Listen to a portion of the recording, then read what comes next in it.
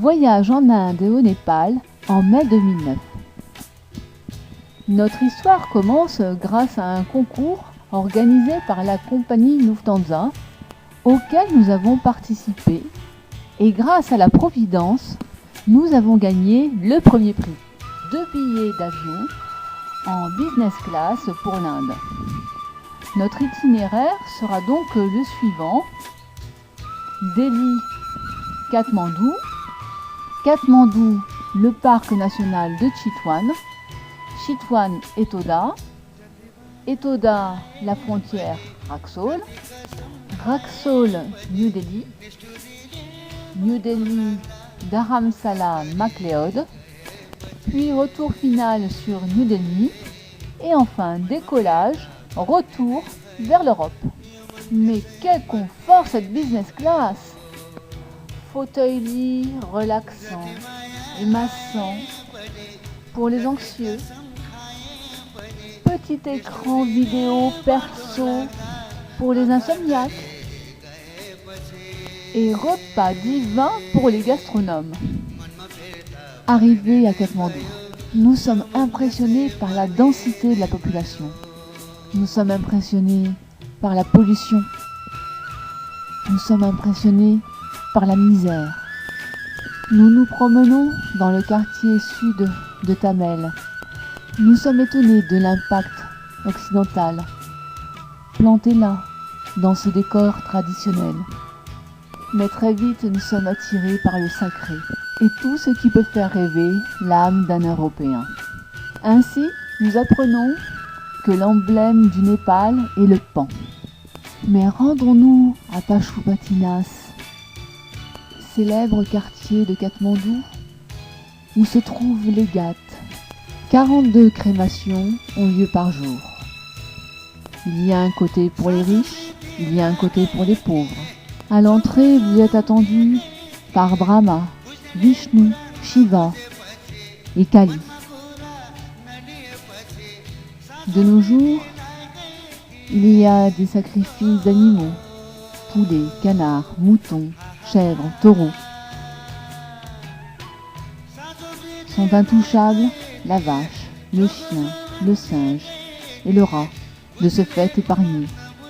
Dans le passé, les femmes étaient sacrifiées et les épouses brûlées vives avec leurs maris défunts.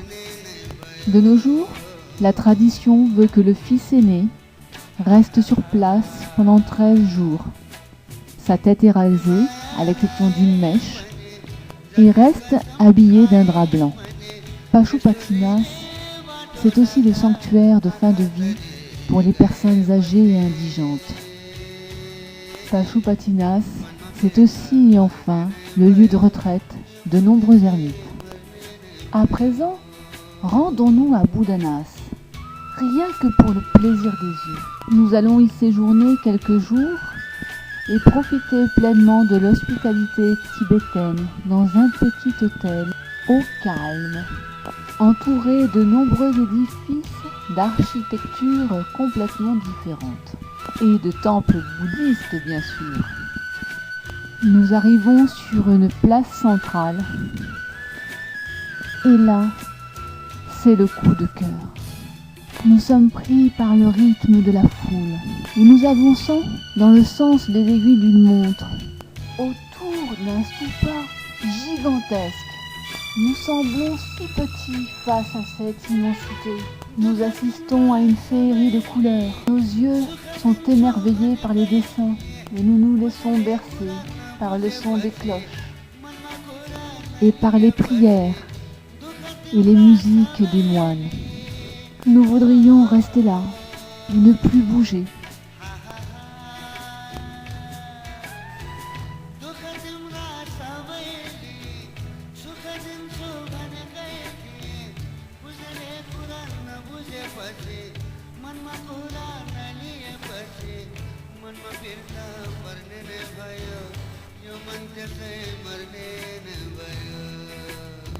Jour de pluie, découverte de Patan et de tous ses temples.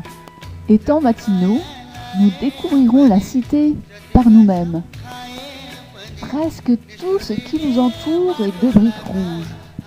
Au quotidien, les hommes côtoient tous les dieux. Hanuman, Ganesh, et même des anges.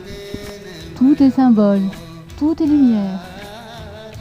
Chaque porte nous mène à une autre dimension, une autre sculpture, un autre temple. Tout est vivant, tout est sacré, et chacun y trouve sa place.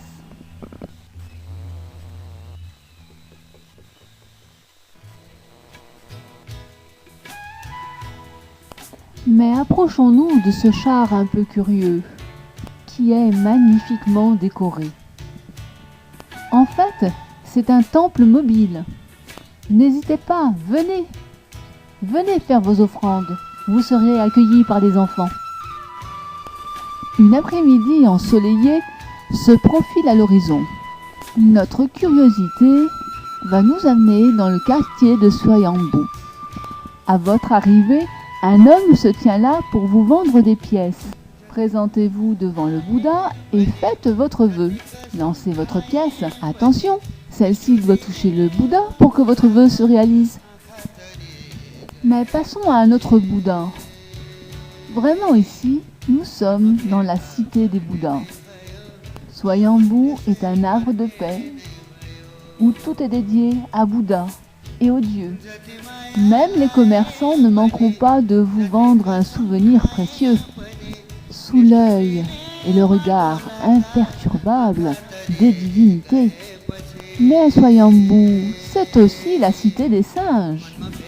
Et au gré de notre visite, nous ne manquons pas d'être surpris par leur facétie. Mais poursuivons notre visite.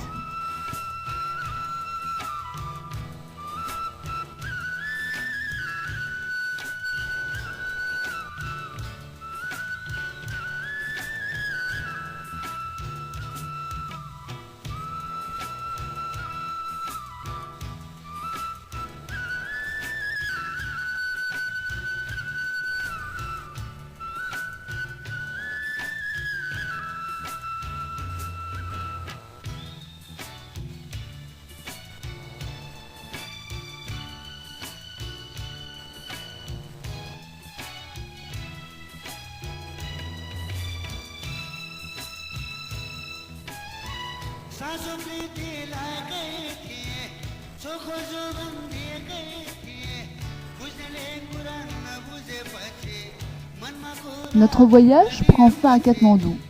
Allez, en route pour le parc national de Chitwan. Mais ceci sera l'objet d'une nouvelle aventure. À bientôt!